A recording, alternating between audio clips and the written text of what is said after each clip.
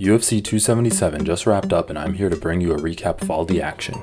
The card started with Team City Kickboxing's Blood Diamond losing a unanimous decision to Orion Kos, getting dominated in the wrestling department while showing brief flashes of promise on the feet. Having now lost his first two fights in the UFC to wrestlers, I think Blood Diamond should be released and try to get more experience outside of the organization. Nikolai Negumereanu finishes Ihor Potieria at 3 minutes and 33 seconds of the second round with one of the most sustained and brutal finishing sequence I've seen in a long time. Ihor is coming off of the Contender Series and gassed badly after the first round, while Nikolai is on an impressive 4-fight win streak and is someone to keep an eye out for at the light heavyweight. Jocelyn Edwards utilized her reach advantage to beat Ji-Yeon Kim in a split decision in a largely uneventful fight. And finishing off the early prelims, Michael Morales put down Adam Fugate in the third round after thoroughly dominating the fight up to that point. With his judo background and excellent striking, Morales is a rising contender in the welterweight division that you should keep an eye on. To start off the prelims, Drakkar Klose defeats Rafa Garcia in a grindy fight, with Klose getting the better of Garcia in striking and both men having back and forth wrestling exchanges. Even with this win, I don't think Klose currently has the skills necessary to make waves in the toughest division in the UFC, lightweight. The heavyweights then took the stage with a classic sloppy heavyweight brawl, where we saw both guys get hurt, dropped, and wrestle for the entire 15 minutes, with the newcomer Hamdi Abdelwahab ultimately beating Dontel Mays by split decision. Hamdi is an Olympic wrestler from Egypt, so it'll be interesting to see how he fits into the heavyweight division. Drew Dober defeated Rafael Alves in one of the best fights of the night at 1 minute and 30 seconds into the third round, completely shutting him down with a body shot. Alves came out ready to fight and both men were swinging wildly in the back and forth battle. Even though he lost, Alves was impressed with his explosiveness and creativity, and this was a good win for Dober. He cemented himself as a must-see fighter in the lightweight division. Alex Morono finished off the prelims by putting on a striking clinic against Matthew Semmelsberger, resulting in one of the gnarliest hematomas I've seen in a while. Morono's high guard, head movement, footwork, and counter-striking all served to completely shut down Semmelsberger's game plan, and even after getting hit clean with a knee in the third round, Morono was still able to keep his wits about him and cruise his way to a clean decision victory. Alex Morono is now on a 4-fight win streak at welterweight and is about ready to fight for a position in the rankings. Anthony Smith was TKO'd by Magomed Ankalaev at 3 minutes 9 seconds into the second round to kick off the main card.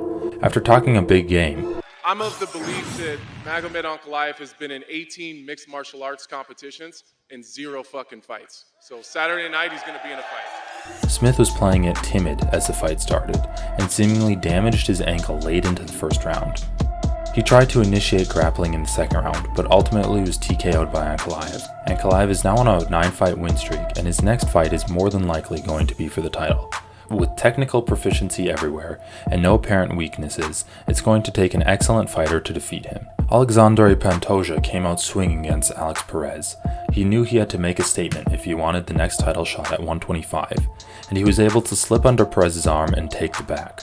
From there, he was able to submit Perez with a powerful neck crank at just over a minute and a half into round 1. Alex Perez is a great fighter, but he has had a string of bad luck, with fight after fight getting cancelled and losing to arguably the 2 best flyweights.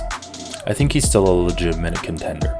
Alexandre Pantoja called out for the title and he is very much likely to get his shot. Look for him sitting cage side during the next flyweight title fight. Sergey Pavlovich knocked out Derek Lewis at just under a minute into the first round. There's not much to say about this fight other than to keep an eye on Sergey Pavlovich. This was his 4th round 1 knockout in a row.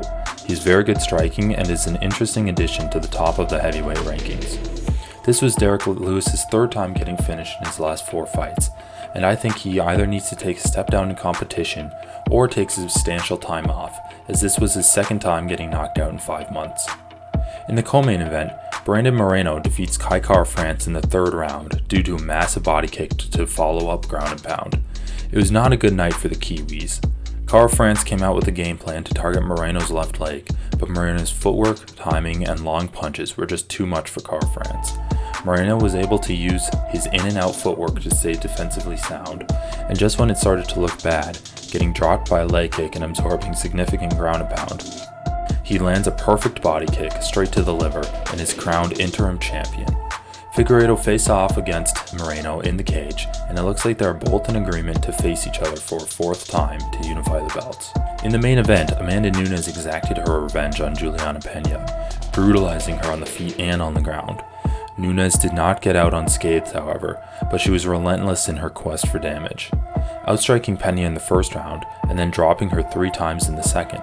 Nunes then took the fight to the ground for the remaining 3 rounds and sat in Pena's guard, content to defend all submission attempts and just pound Pena's face into the canvas.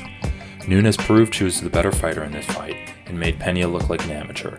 A very tough, very durable amateur. At 34, Nunes is still planning on defending both belts, and it looks like she will face off against Valentina Shevchenko in a trilogy match for her next fight.